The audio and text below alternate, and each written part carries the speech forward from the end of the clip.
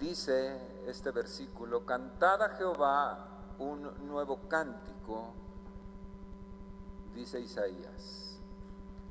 Su alabanza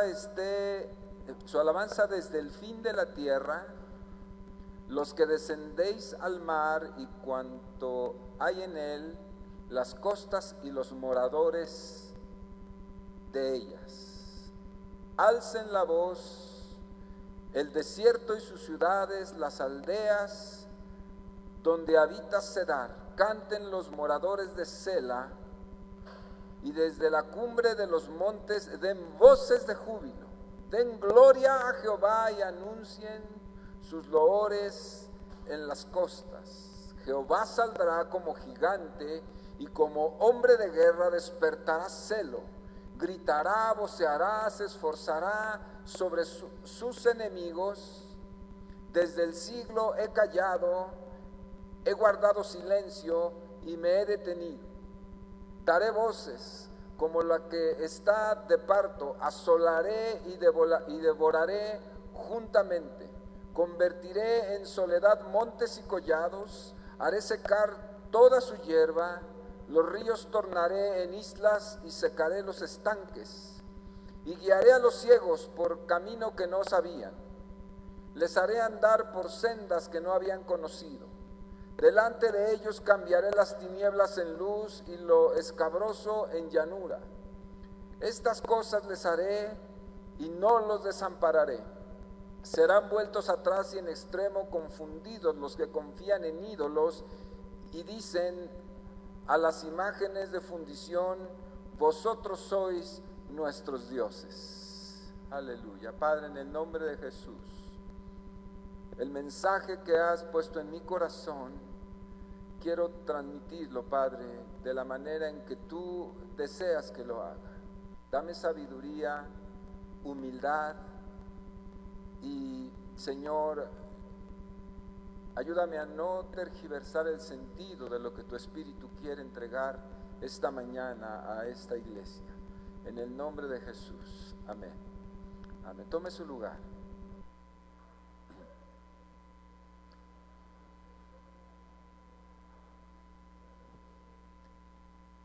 Me voy a permitir cantar a capela. Si usted me puede aguantar unos minutos, me voy a permitir cantar a capela un canto que quiero que usted, por favor, lo escuche. De hecho, se lo sabe, lo ha escuchado, pero quiero traerlo un poco a su conciencia. Es un canto que, si me sale bien o mal, no importará. Usted me va a disculpar, pero lo iba a leer, pero vale la pena para que lo recuerde y sepa cuál es. Dice este canto, dice: cada vez más violencia, más maldad en la tierra, parece que el amor ha muerto y la locura reina sobre la humanidad.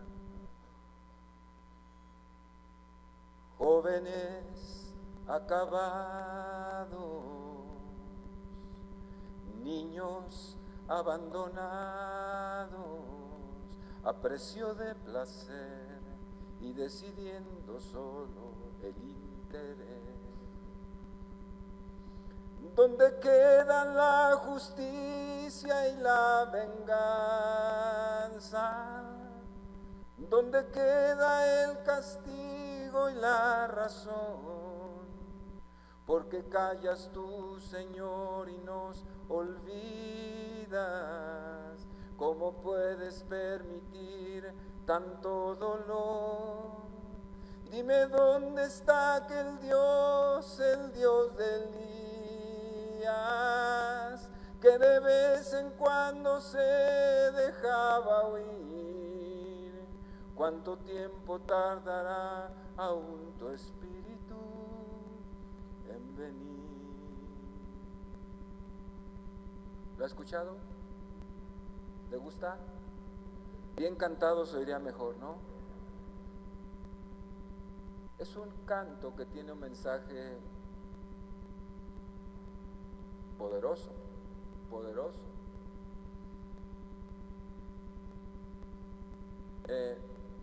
Vamos a reflexionar un poco lo que dice aquí Isaías en este pasaje.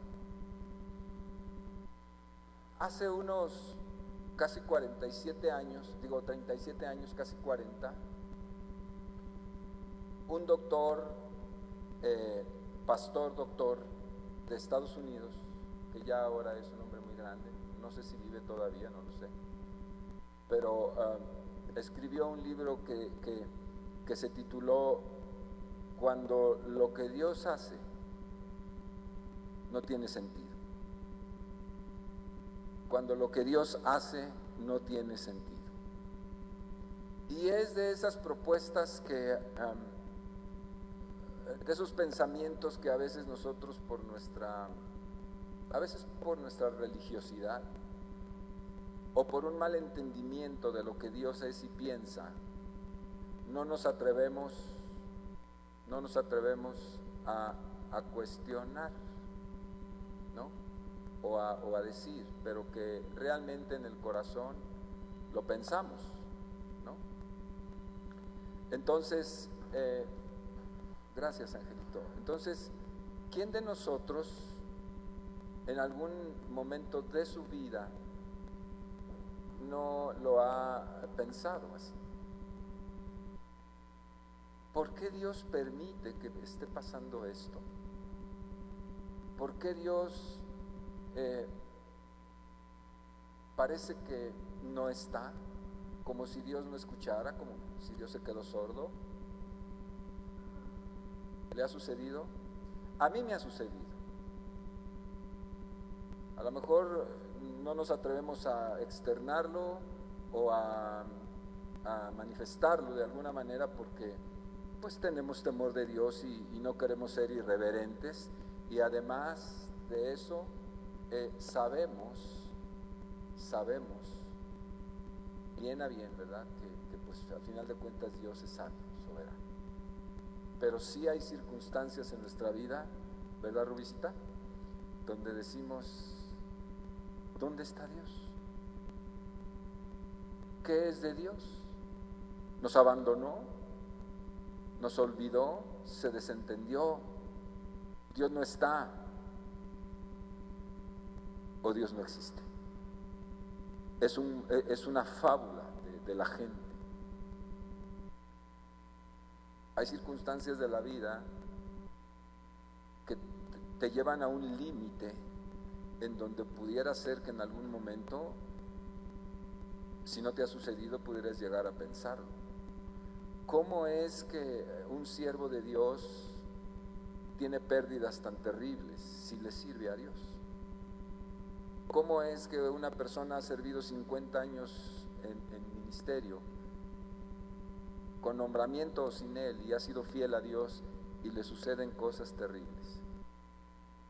Queda empobrecido, queda enfermo, queda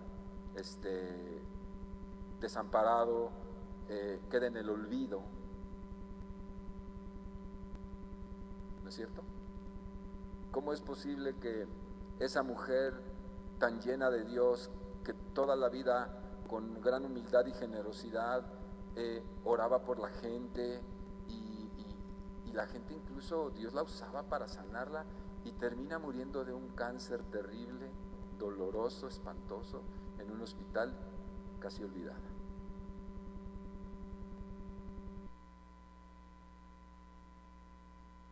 Probablemente a usted le ha sucedido alguna vez. Espero que nunca le suceda llegar a pensar esto: ¿dónde está Dios? Nos mintió, nos engañó. Por eso Dobson escribe este extraordinario libro, se lo recomiendo. Es un libro que así tiene, es un best-seller, ¿no? De los más vendidos. Si usted ya lo leyó, a lo mejor coincidirá conmigo, es uno de los mejores libros para la reflexión cristiana. Hay libros que no sirven para nada, ¿no? Hay unos libros que pierde uno el tiempo leyéndolos. Pero hay libros que dejan huella en nuestra vida. Y este es uno de ellos. Es un libro extraordinario que además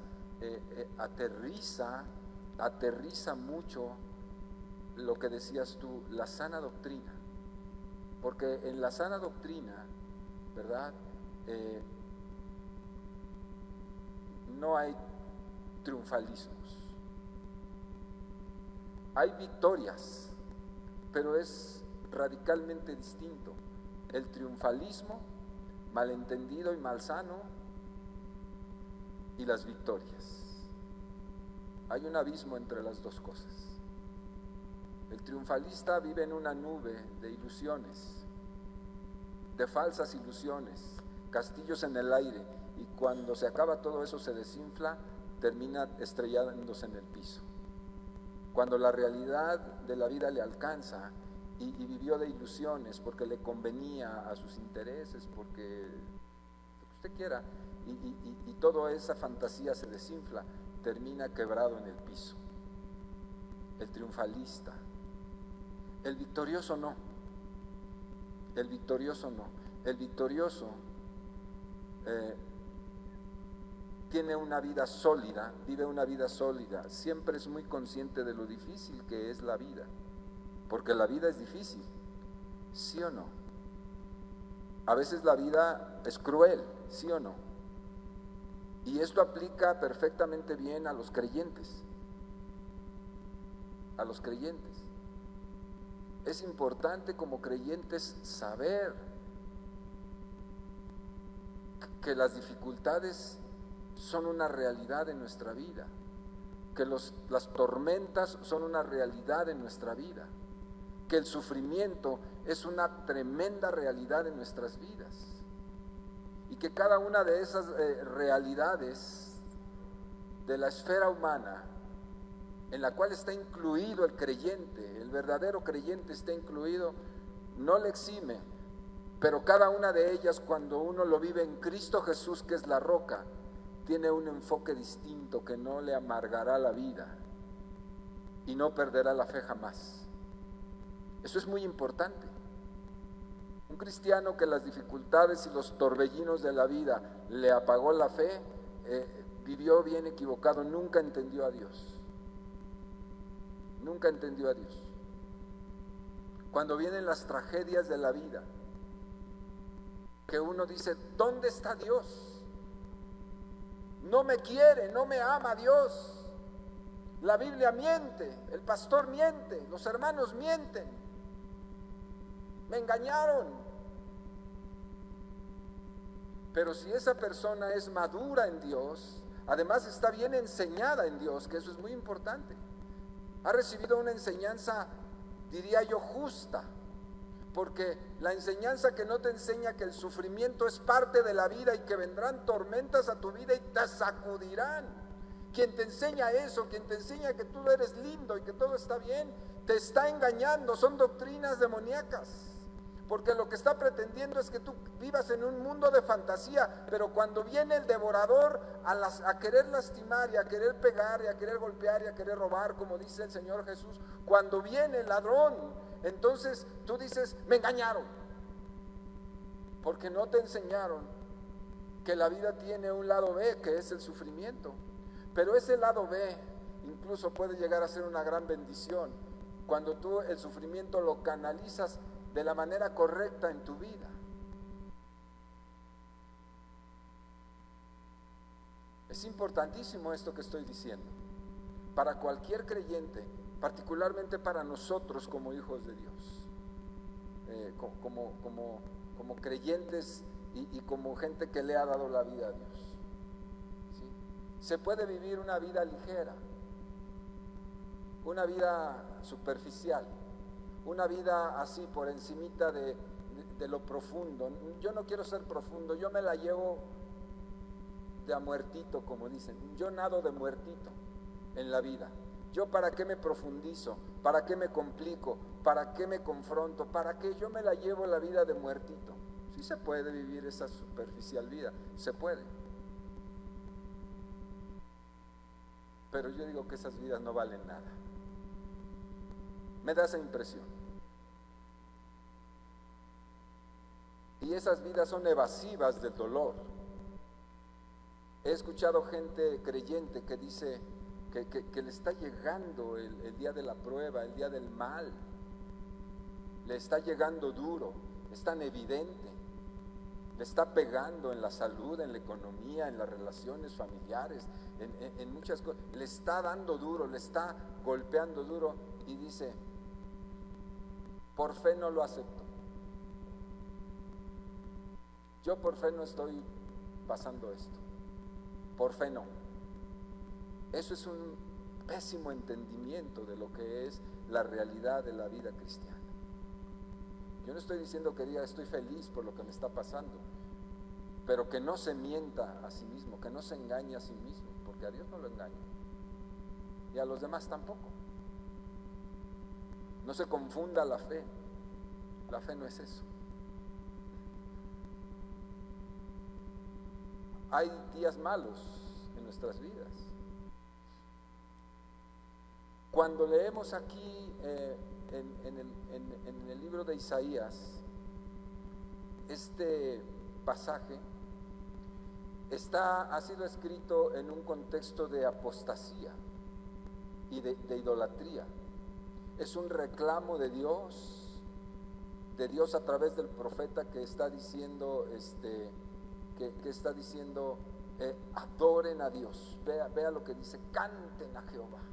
O sea, aquí está clamando el profeta diciendo, cántenle su alabanza desde el fin de la tierra. Y los que descienden al mar y todo lo que hay en el mar, todas las costas y los moradores. Es decir, el profeta Isaías se pronuncia, se levanta en una exhortación del pueblo, de la gente, de los que conocen a Dios, y les dice, vuelvan a cantarle, cántenlo al único que merece la adoración. La naturaleza completa le dará adoración a Dios. Alcen la voz el desierto y las ciudades. Fíjese lo que está diciendo. Los vivos y los muertos adoren a Dios. La naturaleza adore a Dios. Las aldeas donde habita Cedar, canten los moradores de Sela, y desde la cumbre de los montes den voces de júbilo. Es un llamado a la alabanza y a la adoración del único Dios verdadero. ¿Por qué está diciendo eso? Porque la gente, porque el pueblo se había alejado de Dios y se había ido a adorar dioses, ídolos que no son Él, ídolos físicos, imaginarios, materiales e inmateriales, cambiando la gloria de Dios por la gloria de lo creado, que no es gloria realmente, dándole gloria a esas cosas que no son Dios. Es decir, es un pronunciamiento, es un llamado al arrepentimiento al pueblo que se había alejado tras dioses ajenos. Ese es el contexto. Y él dice, vuelvan a cantarle a Dios. ¿No? Ese es el marco. Dice, porque Jehová saldrá como gigante y como hombre de guerra despertará celo. Jehová saldrá como gigante y hombre de guerra despertará celo y gritará, voceará, se esforzará sobre sus enemigos. Desde el siglo he callado. Ese es el punto. Desde el inicio he callado, dice Dios. He estado en silencio. Solo los he observado, solo los he visto. He estado observante, contemplativo acerca de sus conductas. Pero nada se va de mi vista, dice el Señor. Te he observado, José Luis, te he observado. He observado tus conductas, tus salidas, entradas, tus bajadas, tus subidas, tus vueltas sin sentido, tus confusiones. te estoy observando, te he estado viendo de mucho tiempo a la fecha, he estado viendo qué haces y qué no haces. ¿Crees que no te veo? ¿Crees que no te veo? Pero bien que te veo, bien que te observo. Y a pesar de lo que he visto en ti, he permanecido en silencio.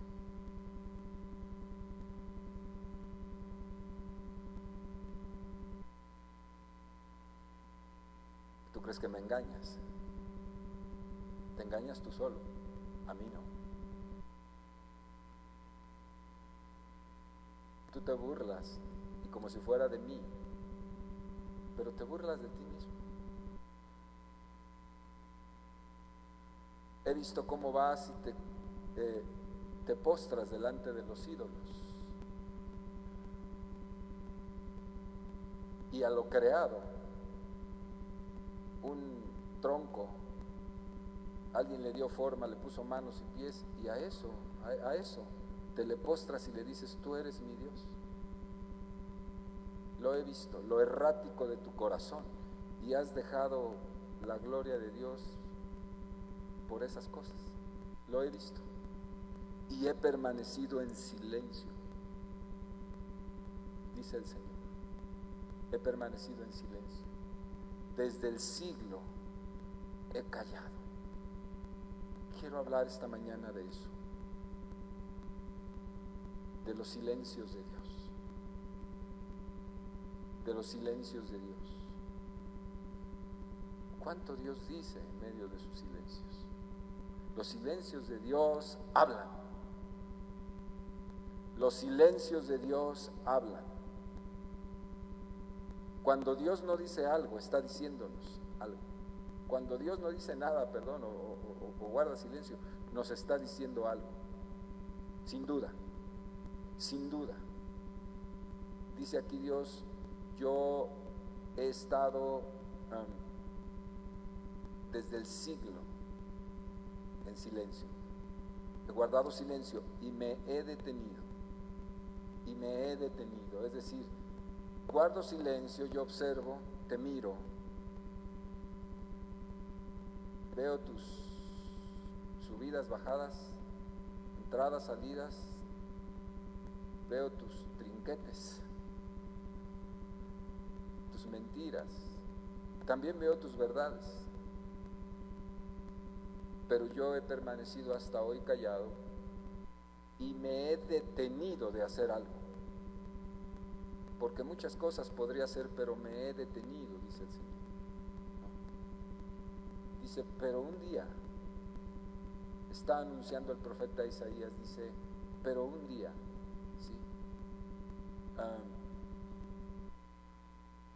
Daré voces como la que está de parto, asolaré y devoraré juntamente. Es decir,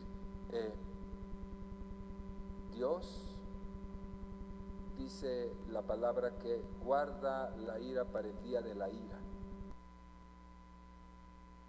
Y Dios no es como nosotros, que alguien nos hace algo y nos calentamos, ¿verdad? Sobre todo los que son de mecha corta, ¿verdad? Así reacciona, ¿no? Dios no es así. Dios no es así. Dios observa, Dios calla y Dios se detiene. Uno a veces imagina a Dios que es enojón como nosotros, que hacemos fechorías y todo y decimos Diosito, así le decimos, Diosito, que no es Diosito, ¿verdad? Pero decimos, Diosito está enojado conmigo, porque le saqué la lengua a Mónica. Está enojado. Rebajamos a Dios a nuestro nivel, según nosotros.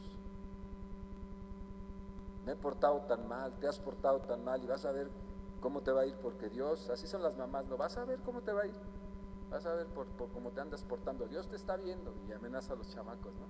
Y dice, mira, te va a ir re mal, eso que te pasó fue por lo que hiciste en la mañana, Dios te castigó. Ese es un concepto muy católico, pero muy errático, muy errado de la realidad de lo que Dios es. Dios no es así. Dios no es así. Dios es distinto. Dios es un Dios de toda sabiduría, omnisciencia, prudencia, entendimiento. Dios traerá lo que haya de traer en su tiempo. Es verdad que Dios castiga, la Biblia lo dice. Yo sé que esas enseñanzas modernas dicen que Dios no castiga porque Dios es muy bueno. Claro que es bueno, pero Dios es un Dios de justicia y Dios castiga. No como nosotros, vuelvo a repetir, no como nosotros, que la riegas y te suelta el garrotazo, ¿verdad?, en la cabeza. No es así, Dios no actúa de esa manera. A Dios no le sorprende nada. A Dios nada le sorprende. No lo agarramos en curva ni le da miedo, ¿verdad? No. Dios sabe todas las cosas. Entonces, Dios observa a los hijos de los hombres. Dios te observa a ti y Dios me observa a mí y dice que guarda silencio. Y Él permanece quieto. ¿Sabías eso? Todo lo ve. Pero Dios guarda silencio y permanece quieto. Dice, pero un día daré voces como la que está de parto. A ver, las mujeres que han tenido un parto, porque esto es importante. ¿Quién ha tenido un parto? No una cesárea, un parto. Levanta la mano. Pues aquí hay varias. ¿Cómo se siente? Mira, mi mamá se agarró la cabeza. ¿No? Quien ha visto un parto, o sobre todo más, ¿verdad? Quien lo ha experimentado, quien lo ha vivido, quien ha parido un hijo, la mujer, cuando lee estas letras dice, ¡qué barbaridad! Dios dice aquí que levantará su voz, que gritará y voceará. ¿Y de qué manera va a vocear Dios? ¿De qué manera Dios dará alaridos como la que está de parto? Para que usted entienda el desgarrador grito que dará Dios cuando sea el tiempo de hacer justicia y de hacer las cosas que deba Dios hacer. Pero lo hará en el tiempo de Él, en la sabiduría de Él, en el entendimiento de Él. A mí me da escalofrío cuando dice, Dios no dará por inocente al culpable. Esa es una de las aseveraciones más escalofriantes que cuando uno lo medita dice, wow, no. El hombre, el ser humano se aprovecha diciendo Dios es misericordioso, Él es bueno, Él no nos va a castigar por las fechorías que hacemos. Yo leo la escritura que dice Dios no dará por inocente al culpable aunque se haga tonto. Sucede que como Dios no te da el garrotazo inmediatamente, tú dices no pasa nada, no pasa nada, ¿no? Pero la Biblia dice que Dios es Dios de toda justicia. Dice que hasta de las palabras más sencillas daremos cuentas a Dios. Y eso, pues nos pone nerviosos, ¿no? Yo sé que a algunos no les importa. Dicen, no es cierto. Pero Dios lo escribió. Es tan cierto eso como que Cristo murió en la cruz. Es una verdad. Perfectamente cierto. Vamos bien. Entonces Dios guarda silencio. Dice, pero llegará el día. Y fíjese, dice, convertiré en soledad. Dice, como la que está en parto, así gritaré, asolaré, devoraré. Convertiré en soledad los montes y los collados. Haré secar toda su hierba, los ríos tornaré en islas y sacaré los estanques, sequía traeré. Es decir, lo que está diciendo aquí el Espíritu por Isaías es vendrá el día de la justicia, donde todo este mal tendrá su pago. También dice que vendrá el día de la justicia, donde los necesitados no serán desamparados. Es decir, está diciendo, he estado sentado aquí observando el mundo, observándote, cómo te duermes, cómo eres indiferente, cómo te da lo mismo el dolor de otros. Te he estado observando. He estado observando también tus luchas. He estado observando también tu indiferencia. He estado observando cómo oyes la palabra, oyes la palabra, oyes la palabra. Y lo voy a decir coloquialmente, Dios no habla así. Esto lo digo yo, y te vale. Y cómo viene la confrontación. Te he confrontado por mi espíritu muchas veces a través de personas, de circunstancias, y tú estás como si yo no hablara. He estado observando todo eso. Que ya te doy lo mismo, que mi obra te da lo mismo, que la iglesia te da lo mismo, que las cosas sagradas que son mías son cualquier cosa.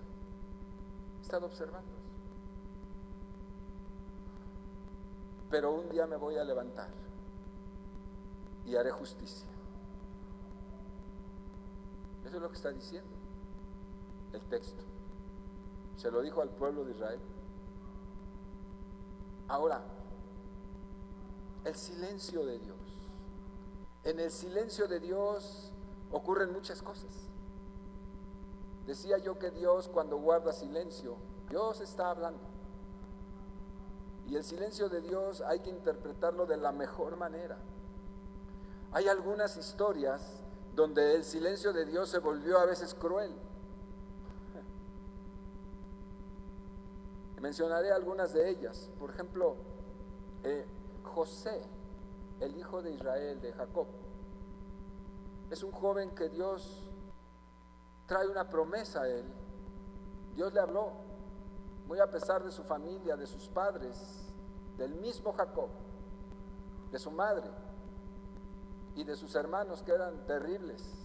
Los hijos de Jacob eran, se usaba después por los profetas, se usó esa frase, ¿de qué calidad serían los hijos de Jacob? Eran terribles. ¿Conoce familias de esas grandes donde los hijos todos son terribles? ¿Conoce de esas familias?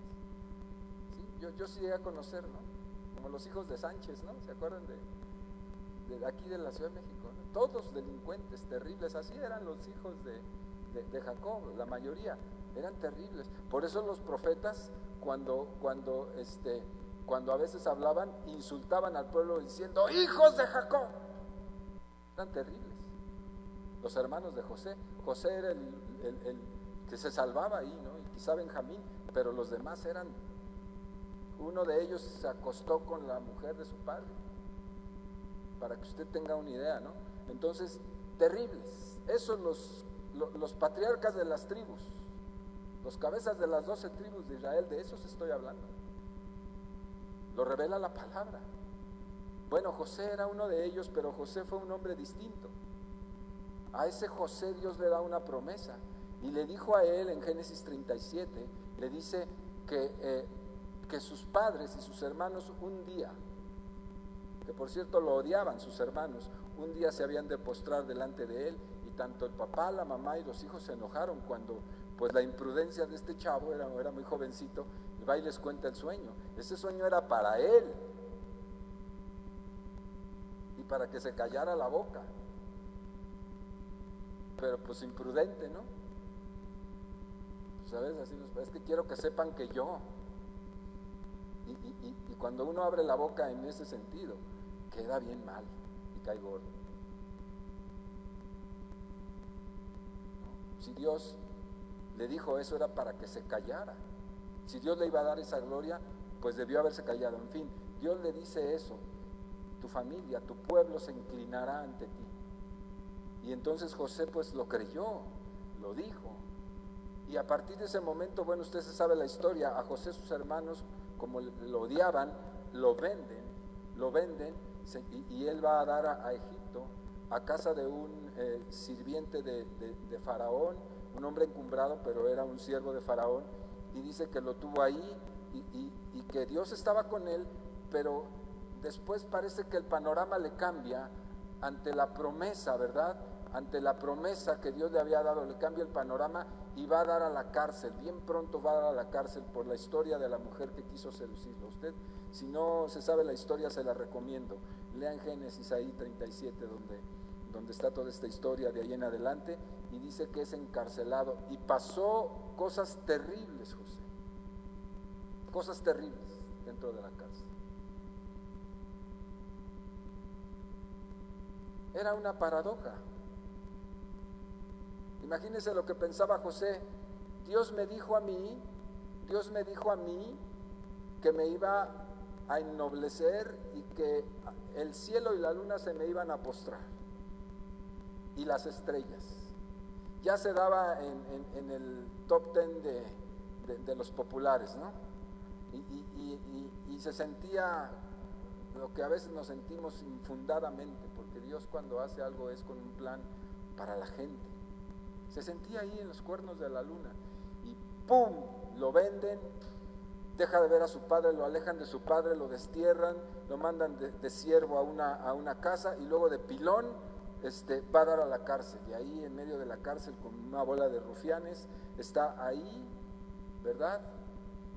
Y yo creo que en algún momento debió haberse sentado José para decir: este Dios mintió.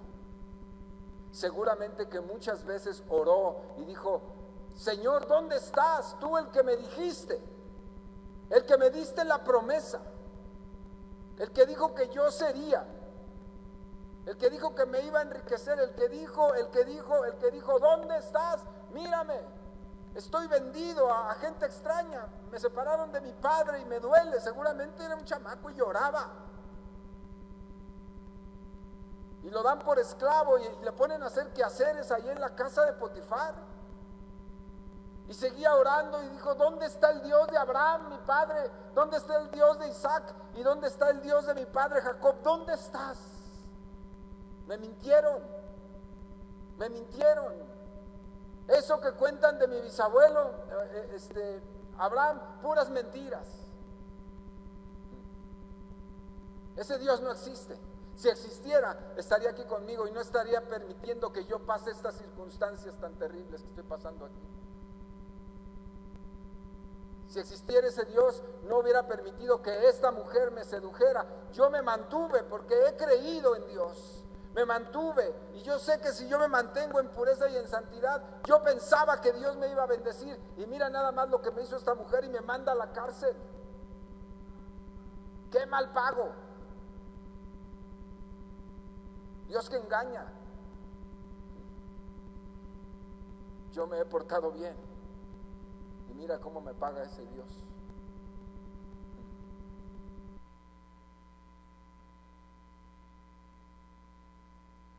Háblame, decía este canto. ¿Por qué callas tú, Señor, y nos olvidas? ¿Por qué nos olvidas? ¿Dónde está el Dios de Elías? Dice este canto. ¿Dónde está?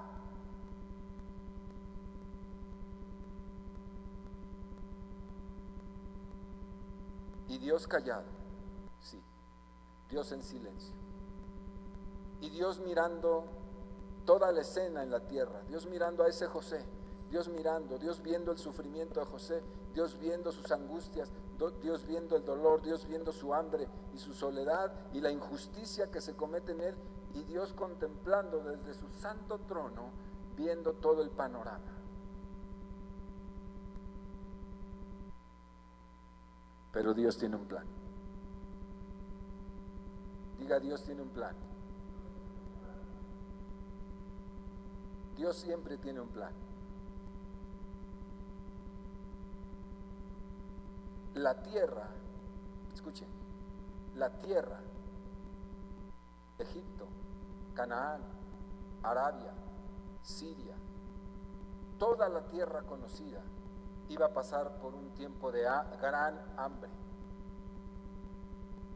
La tierra estaba por explotar en un tiempo de abundancia, pero esa abundancia se iba a reducir a nada para venir un tiempo de terrible hambre sobre toda la tierra.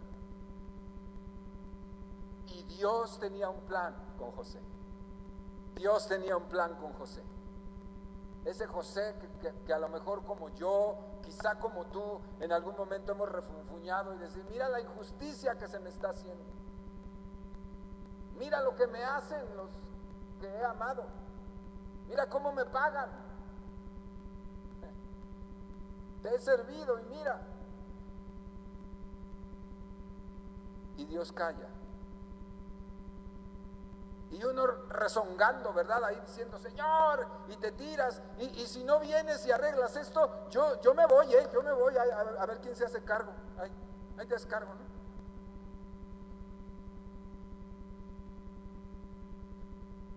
A veces. Y Dios nos observa. Nos sigue observando. Él está sentado. Queremos chantajear a Dios con nuestros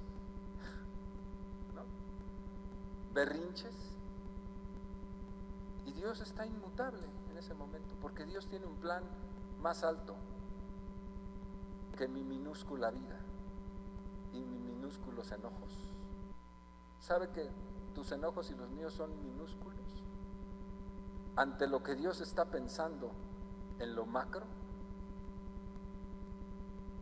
Nos morimos, ¿verdad? Porque a mí, porque no me reconocieron, porque no hicieron, porque yo y los míos, y no me dio, y sí me dio, y nos morimos por eso, cuando somos un grano de arena en la visión de Dios. Dios está viendo la playa completa y lo que sucederá, y nosotros estamos que reventamos porque nos pasan cosas.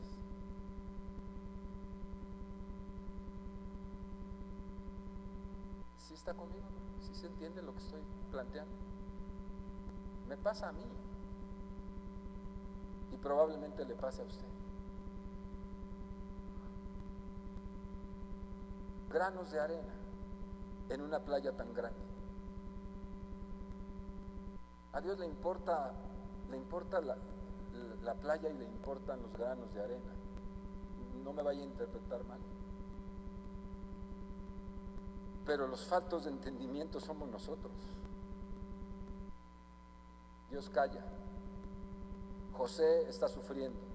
José está siendo injuriado. José está falsamente acusado. José lo condenaron a la cárcel. José está ahí compartiendo un pedazo de tortilla con una rata en una celda. Pobrecito José. Y él diciendo, ¿dónde estás? ¿Por qué no me vuelves a hablar como me hablaste allá en la senda antigua?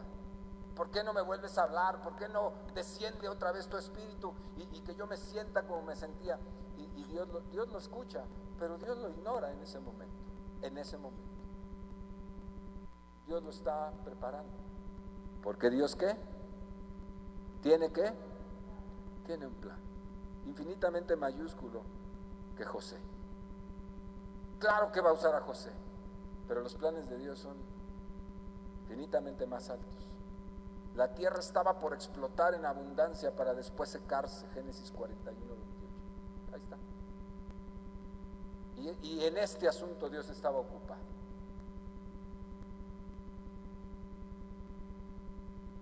Después Dios revela sus planes a sus siervos. Y Dios le habla a Faraón a través de un sueño. Fíjate. Faraón, a través de un sueño, está inquieto. Dice, tuve un sueño. Bueno, tuve 2 sueños. Usted conoce los sueños, ¿no? 7 vacas gordas que devoraban a 7 vacas flacas. 7 manojos que devoraban a 7 manojos.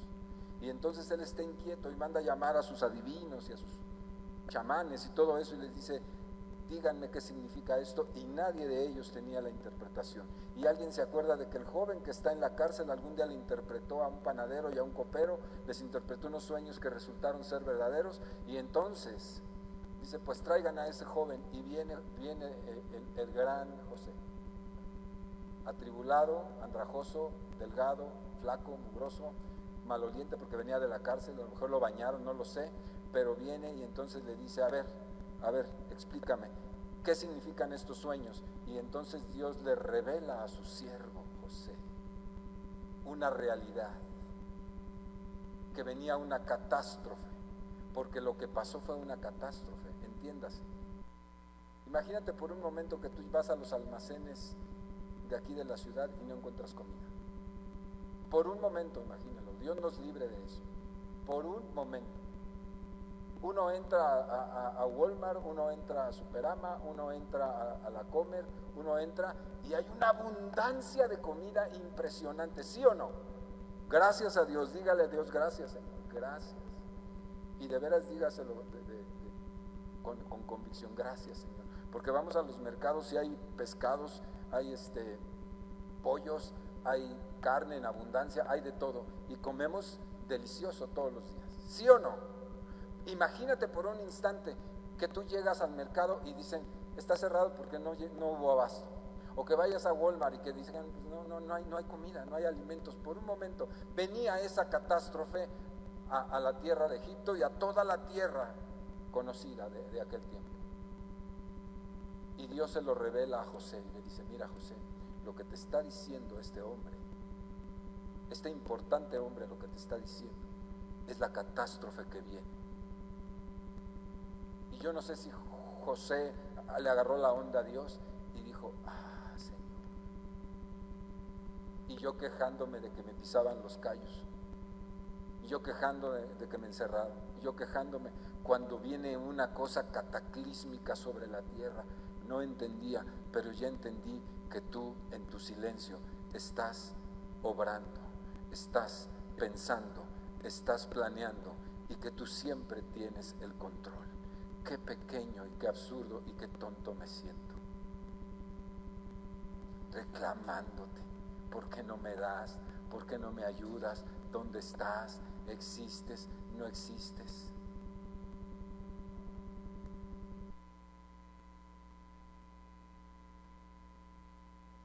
Y lo que viene es algo impresionantemente grande.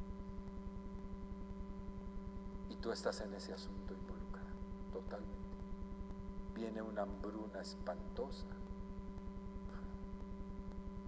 ¿Se entiende el sentido? ¿Qué te está pasando a ti hoy? ¿Qué te está pasando? Ay, es que me dejaron. Ay, es que me quedé sin trabajo. Ay, es que me duele una rodilla. Ay, es que no me puedo sentar por las hemorroides. Ay, es que... Y en eso reduce ese grano de arena. A eso reduce a Dios el que no me atiende. Y no estoy diciendo que no seas importante y que yo no sea importante. Todos somos importantes para Dios. El mismo Isaías dice, el alto y sublime que está centrado en el trono se baja para atender el corazón del humilde y el quebrantado. O sea, Dios atiende a las masas y atiende a los individuos, pero nosotros somos tan faltos de entendimiento y tan cortos en nuestro entender que nosotros creemos que si Dios no atiende ahorita mi necesidad, si Dios no está aquí resolviéndome el problema, Dios no existe y me voy a otra iglesia donde Dios sí exista, porque aquí no.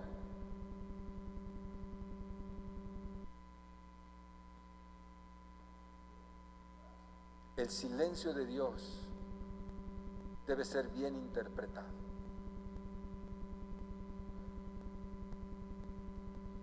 ¿Qué mejor sería decirle, Dios, Padre amado, precioso, bendito, como tú le hablas?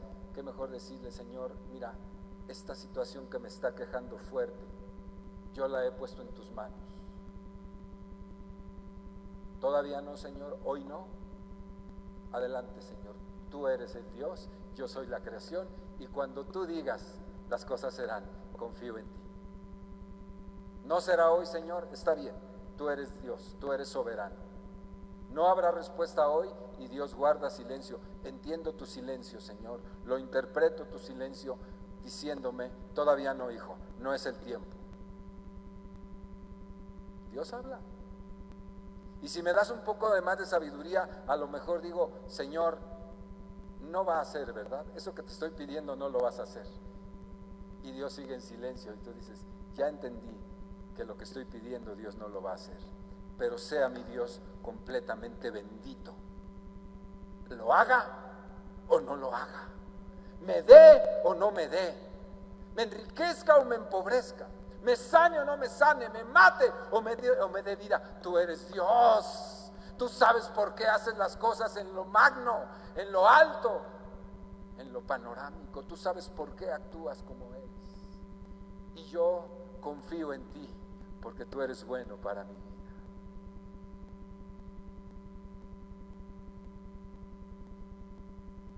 ¿Por qué se murió mi madre de COVID? ¿Por qué se murió un pastor que servía a Dios? Y dejó 3 hijos y una esposa desamparados. ¿Por qué? A ver, Dios, explícame. Tú explícame a mí. A ver, dime, ¿qué me vas a decir? ¿Cuál es tu explicación ante tal tragedia? Un siervo tuyo te sirvió 30 años, te sirvió, mira, y mira cómo le pagas. Esa es la actitud humana. Necia. En el razonamiento humano. La ley de la oferta y la demanda, te serví, págame bien. Soy fiel a ti, engrandéceme. Me llamaste, pues que se me note, que traiga yo un buen saco. Dame para una corbata porque me tengo que ver bien.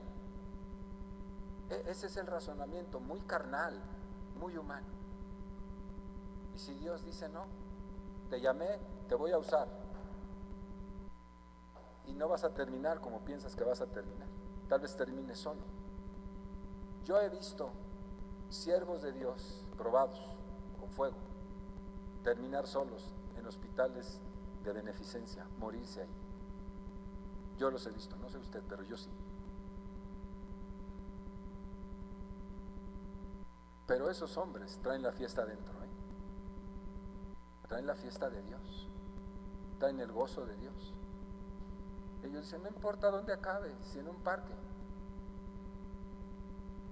o en un hospicio ahí olvidado, no sé dónde, pero no importa eso.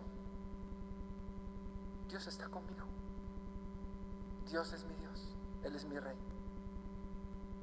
David Wilkerson, un hombre de Dios, a todas luces, hombre de Dios probado, un tremendo pastor americano, que Dios lo usó con masas, tremendo, se muere terriblemente en un accidente. ¿Dios fue injusto? Todo mundo pregunta y Dios guarda silencio. ¿Qué es lo que hay que hacer en tal caso? Si Dios guarda silencio, es porque Dios tiene un plan. A lo mejor se fue esa vida que todos la apreciábamos como preciosa, pero en la presencia de Dios está gozando.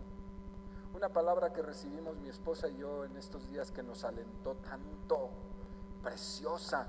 Un hermano vino y nos dio una palabra y nos dijo, estábamos nosotros tristes hace unos meses, muy tristes, muy lastimados, muy dolidos por circunstancias, estábamos tristes y estábamos desalentados, se lo cuento, desalentados en el servicio al Señor.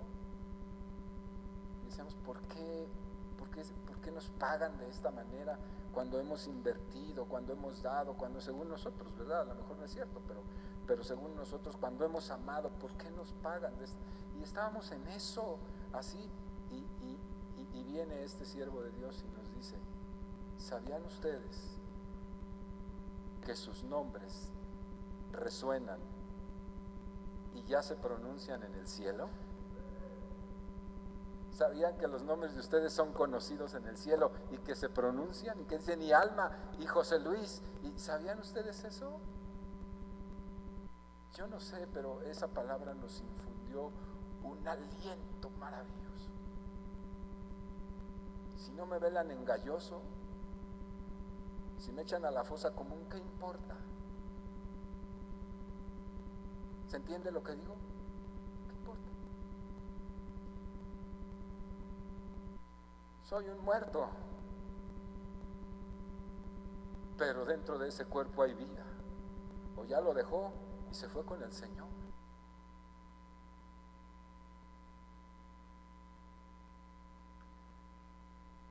Dios guarda silencio.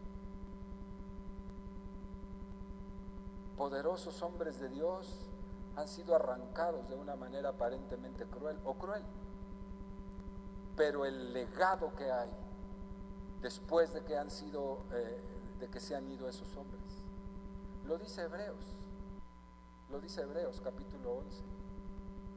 Dice: hombres que dieron la vida, que murieron en la esperanza y en esta tierra no vieron la promesa, no vieron lo que querían ver, no lo vieron.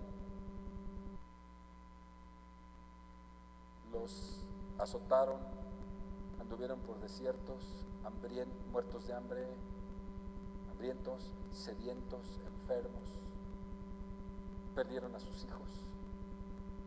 Dice el capítulo 11 de Hebreos, dice, y murieron en la esperanza de las promesas cumplidas, no se cumplieron.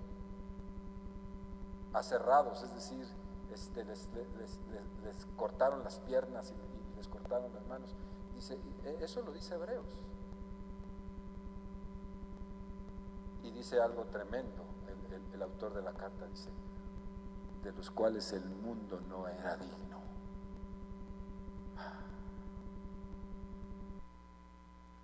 Eran hombres que, aunque a la mirada de nosotros su vida fue injustamente pagada, fueron tan azotados, murieron de una manera tan vil, de esos hombres, dice el autor de Hebreo,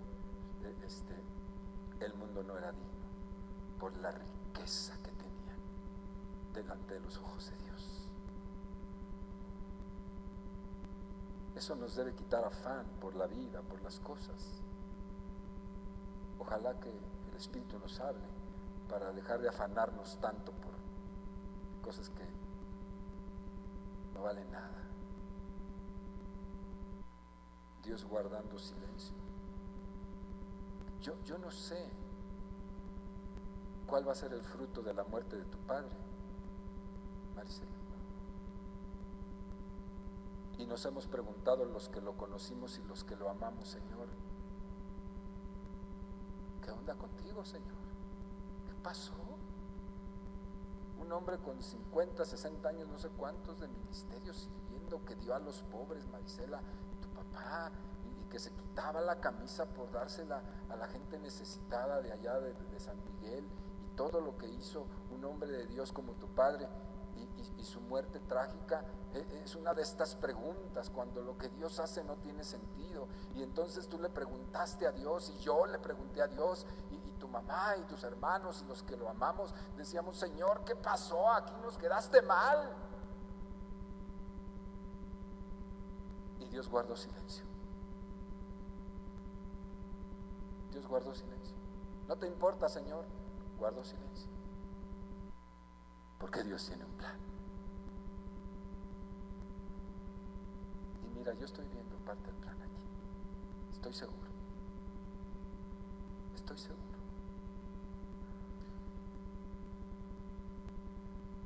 Dios tiene un plan. Parece que la visión murió. Parece que la promesa murió. Dios es así. Dios es así. Dios siembra una semilla y se entierra ahí en la tierra, se queda la semilla sepultada y parece que no pasa nada. La visión muere, la semilla se destruye y se muere.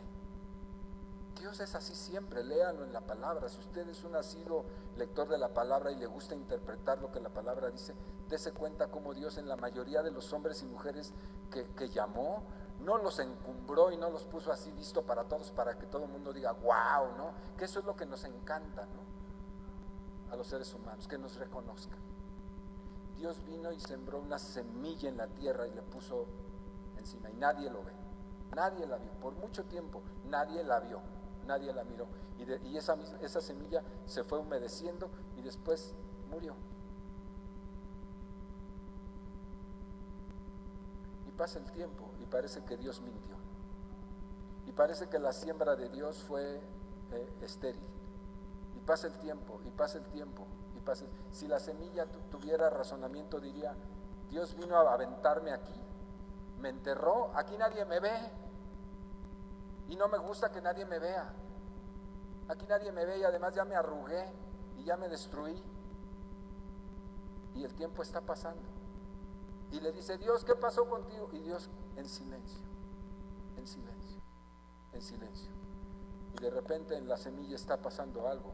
De repente le brota un pequeño vástago al tiempo. Y Dios permaneció en silencio tanto. El silencio de Dios debe decirnos algo. Lo que Dios hará será grandioso, no lo dudes. Yo no sé si hoy tú estás en un tiempo donde Dios ha guardado silencio, donde te estás preguntando tantas cosas: ¿por qué si yo hice? ¿Por qué si yo di? ¿Por qué si Dios me habló? ¿Por qué si Dios esto? Hace 10 años que estoy padeciendo esta cosa terrible y mira nada más, y creo que estoy peor que al principio, y Dios, y se me hace que voy a cambiar de pentecostales a bautistas, a lo mejor estoy mal calibrado.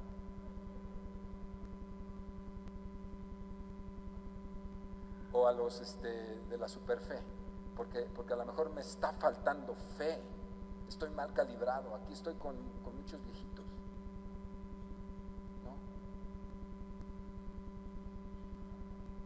No, mi hermano, Dios guardó silencio. Y Dios quizá por su espíritu pueda hablarte hoy y orientarte, porque estás muy confundido. Dios está esperando el tiempo necesario para que germine lo que Dios sembró. ¿Tú crees que esta iglesia va a ser siempre de 50 que estamos aquí? Cuando Dios me habló acerca de esto, yo dije: Señor, hace un tiempo vino una profeta que se paró aquí estaba, y soltó una palabra tremenda, soltó una palabra de crecimiento y una palabra de milagros, de maravillas, soltó una palabra tremenda, y esa profeta pues a mí se me hace que seria, pero se me hace que mintió, Señor, porque pues yo al contrario, cada día veo más sillas vacías. Y Dios no dice nada. Y Dios está en silencio.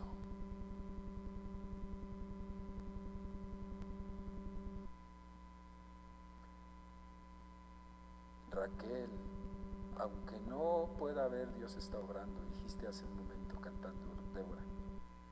Aunque no pueda verlo, está obrando. ¿Cómo dice ese canto precioso? Aunque no pueda ver, Dios está obrando. Dios está obrando. Dios está en silencio, callado, sentado en su trono, esperando el momento, esperando el momento, esperando el momento. El silencio de Dios nos está diciendo algo, Casa de Pan. El silencio de Dios te está diciendo a ti algo personal. Espera. El silencio de Dios es un lenguaje. No creas que Dios te olvidó, no creas que Dios se desentendió de ti, no creas: Señor, estoy pasando esta crisis económica por tantos años, Señor, ¿cuándo que ya me estoy desesperando? El silencio de Dios es un lenguaje. ¿Qué pasa en el silencio de Dios? ¿Qué es lo que pasa a veces? El silencio de Dios tiene también trato para ti y para mí. A lo mejor estás demasiado soberbio y Dios va a tratar a través de este tiempo, de estas experiencias, en silencio va a tratar contigo. A lo mejor necesitas ser una persona más madura porque no lo eres, o no lo soy. Y entonces Dios dice: pues José Luis, todavía no, más allá, más arriba no, porque no tienes la suficiente madurez para soportar lo que yo voy a poner encima de ti. Estás muy débil, estás muy aguado todavía, estás muy flaco todavía. No, José Luis, todavía no es tu tiempo, te voy a tratar, pero Dios está en silencio. Si usted lee el libro de Job y ve las tragedias que le pasaron a Job, no es sino hasta el capítulo 38 de 42 capítulos que tiene el libro cuando Dios habla. Todo el tiempo permaneció en silencio y Job reclamando y diciendo que si por qué, que por qué a mí, que por qué nací, que por qué no, que si estoy guapo, que si estoy feo, me malmiraste. Y los amigos, con esos amigos para qué quiero enemigos, ¿verdad? Que le ayudaron y lo deprimieron más. Y luego la mujer y todo lo que le pasó, y Dios en silencio, en silencio, en silencio, en silencio, en silencio. Es hasta el capítulo 38 donde Dios dice, ya me hartó de su inmadurez, de sus niñerías, de este Job. Y entonces Dios le dice, responde Jehová desde el torbellino y le dice, ¿quién es este que oscurece el consejo con palabras sin sabiduría? Le está diciendo a Job, está diciendo de Job, hace la pregunta, está mirando a Job y dice, ¿quién es este que tiene falta de sabiduría y que está oscureciendo el consejo? Hablando tonterías. Si usted lee lo anterior, parecen palabras sabias. Todo eso es necedad y tontería de parte de Job. Todo lo que está escrito antes, todo lo que argumentó Job. Usted lo puede decir, ay, qué congruente, tiene razón Job. Y Dios viene y le dice, puras tonterías has hablado. Dios había estado en silencio, en silencio, en silencio, sentado, tranquilo. Señor, ¿qué no ves que se le está pudriendo la piel de las ronchas? Dios dice sí. Y le van a salir más. Tráele caladri. Señor, ¿no te duele lo que le está pasando? No. Yo tengo el control. No le va a pasar nada.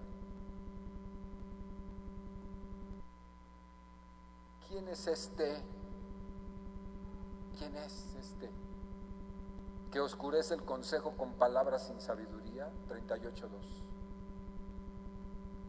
Y ahora sí se dirige a él y le dice, ahora ciñe como varón tus lomos. Deja de ser niño, deja de ser pueril, deja de ser infantil, deja de ser inmaduro. Levántate como un hombre, porque ahora yo te voy a preguntar. Preguntas mucho, te enojas mucho, reniegas mucho. A ver, yo te voy a preguntar y ahora tú me vas a contestar a mí. Se levantó el Señor. Un día me voy a levantar, dice, y como la que está pariendo voy a dar un rugido y me vas a oír. Necio. ¿Dónde estabas tú? Pregunta de Dios a un grano de arena como yo. ¿Dónde estabas tú cuando yo fundaba la tierra? A ver, contéstame. Házmelo saber si tienes inteligencia. ¿Quién ordenó las medidas de la tierra? ¿Lo sabes? Contéstame. ¿Quién extendió sobre ella un cordel? ¿Quién la midió? ¿Sobre qué cosa están fundadas las bases de la tierra? Contéstame.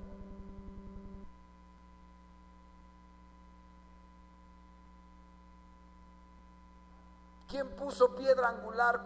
¿Quién puso su piedra angular cuando alababan todas las estrellas del alba y se regocijaban todos los hijos de Dios?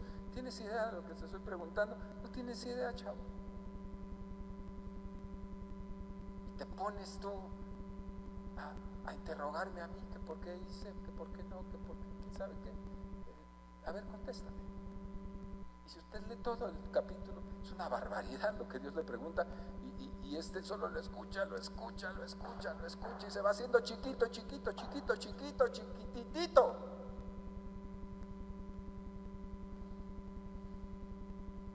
para llegar a una tremenda conclusión ahí en el libro de Job. Le dice, baja la cabeza, Job,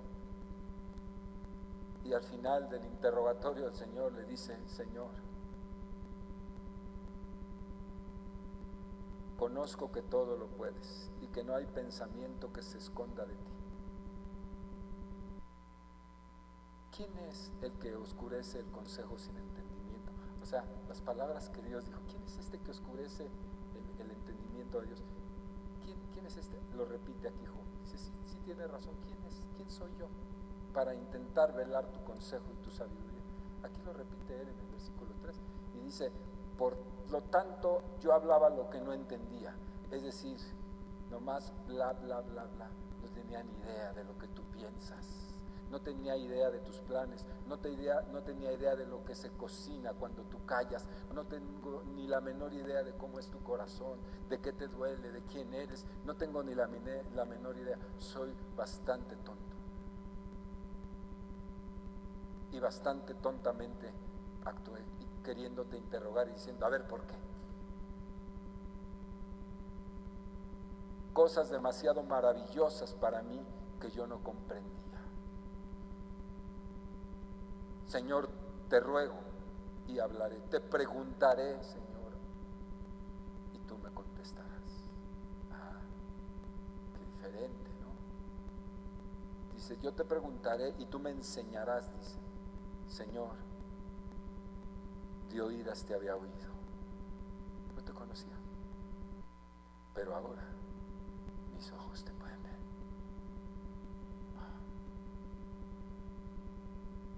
Por tanto me aborrezco y me arrepiento en polvo y ceniza. Póngase.